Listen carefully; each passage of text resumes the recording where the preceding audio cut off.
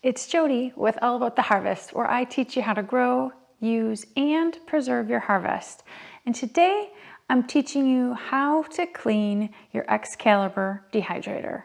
Now I know this might sound silly because it's just cleaning, but when I was cleaning my Excalibur dehydrator, I noticed there are some nooks and crannies and different areas, and I found different ways to get into these areas that I thought I would share with you. Now I mentioned this in my video on my Excalibur dehydrator review. In there I share some tips as well. If you haven't seen that video and you're interested in it, then I will go ahead and put that in the iCards above and also in the description below. But for this one, we're just going to go right into talking about how to go ahead and clean it. So first of all, you're typically just going to use your normal soap and water. And so you can wipe the door off, no problem. I'm going to set this aside. And then I have out all the trays except for this because I just want to touch on the basic tray care. The majority of this video is going to be like the nooks and crannies and things in here that you might not even realize are like having food in them. But so here I have the Paraflex sheets. So for the Paraflex sheets, they are silicone sheets, and these I just put in warm soapy water in my sink. So that's how I clean them off, wash them off, and then obviously dry them.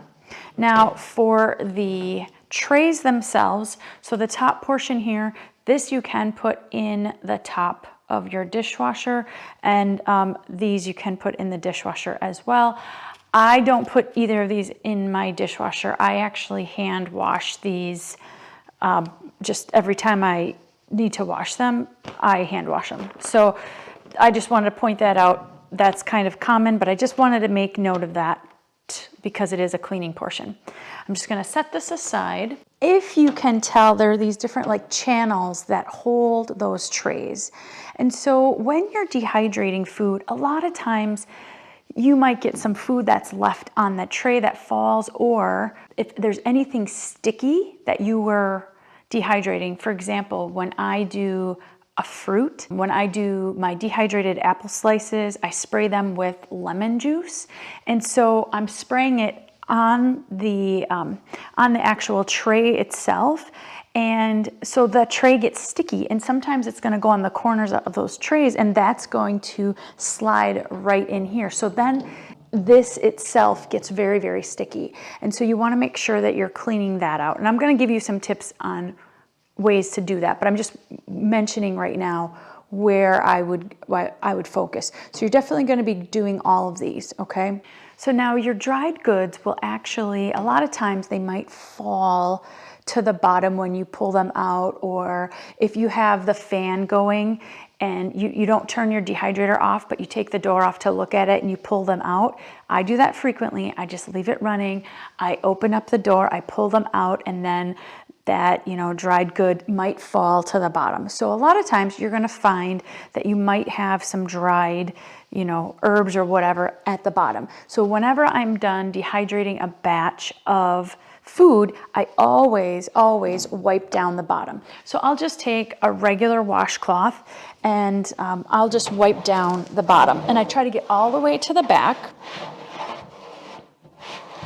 kind of wipe that out. And then obviously you can dry it. I'm just going to set that aside. The last thing that you want to think about from the inside of the dehydrator perspective is at the very back of this. At the very back is this metal cage. And some of those dried goods can actually fall to the bottom and somehow get behind that metal cage. That metal cage houses a fan. Okay, and so sometimes your dried goods can get to the back of that. And when I was looking at this, I did notice that there was some dried leaves of sorts in the back.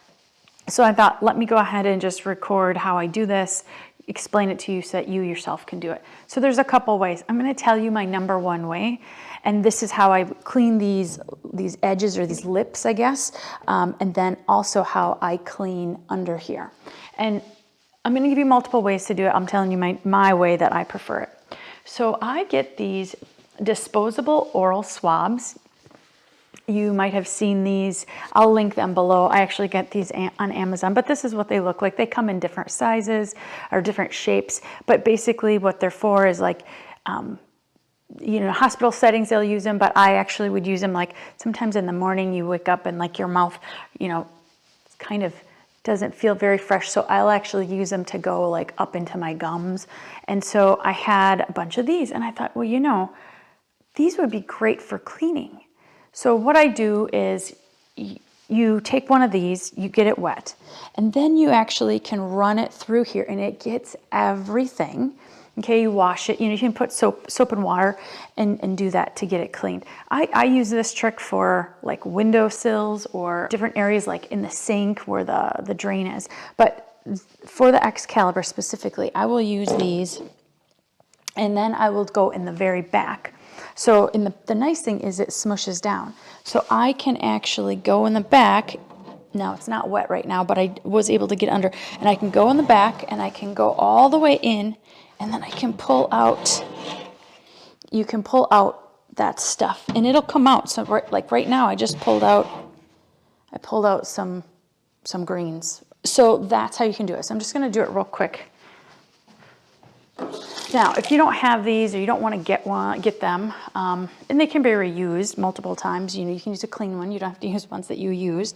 Go ahead and you get it wet, push it in, and then you can get all the way to the back. And then when you come out and you pull forward, you get a bunch of stuff. So there's like a bunch of leaves. I don't know if this might have been lovage that I did in the fall. So I'm going to go ahead and just pull that out. Now, the other thing about this is I mentioned you're going to do all of these little edges, I guess, where the trays sit, but you have to do the bottom. Under them, there's like an area under the bottom one, and if you don't know about it, you're missing a lot of food particles that can be under there. So that's where I take this, and then I go under that, and then I pull that out, and I do that. Now, this is fairly clean because I did clean it in the fall, but I use my dehydrators a lot, so there is some stuff still in here. So that's what I do. This is like a super, super easy, simple way to do it. And then, of course, now you take your rag and then you get that stuff out and you're gonna be amazed. I mean, I got a bunch more, it might be hard to see, but I got a bunch more stuff that was all in that back behind that little caged area that you might not have seen before. So if you don't have these and you don't want to get these, you can use, you could use a couple things. So you could use an old toothbrush, and again, you could use that to get on these lips and then under the bottom kind of.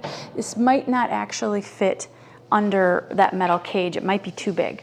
So what my other recommendations would be to use like a butter knife or use like one of the free takeout ones that you get because it's a little more pliable. You don't have to worry about it getting scratched.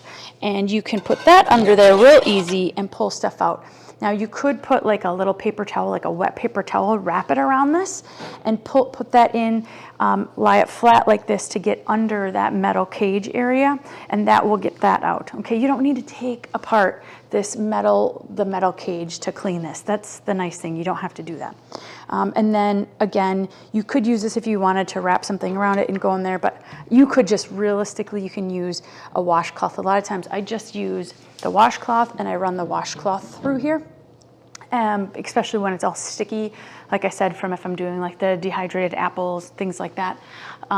So that's another thing. So you could just use a washcloth for this, but under here, at the very bottom, under the sides, you need to use something that's thinner because there's stuff under there, okay? And so that's where, again, use that knife maybe wrapped in something, or even like wrap the washcloth around it to get in the sides. But in the back, you're probably just gonna wanna try it like this or with a paper towel over it. And then another thing you could try is like one of these, which is, it's like a food scraper. Pampered Chef has them. You can get them anywhere. That might get towards the back as well. But I think I know for sure the best option is this. And then this would probably be your next for getting in the back portion. I just wanted to point that out and explain that part to you. Now on the outside, again, you're gonna have the same thing. So if it's dirty on the outside, use the same thing again, or use that toothbrush. And then on the top here, there are little, I guess I'm gonna call it channels.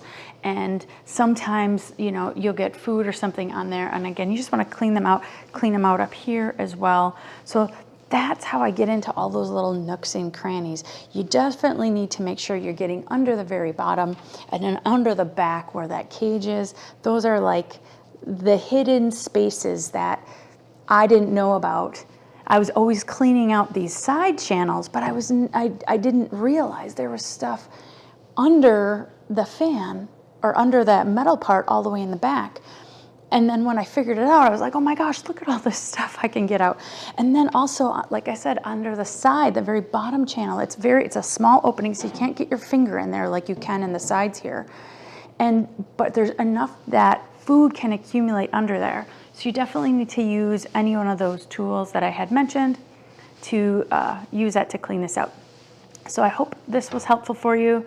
If you're enjoying these videos, please like this video and subscribe to my channel.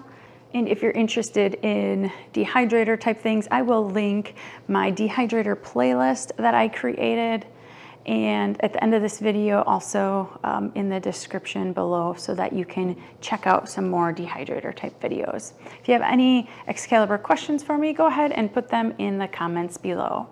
And until next week, happy dehydrating.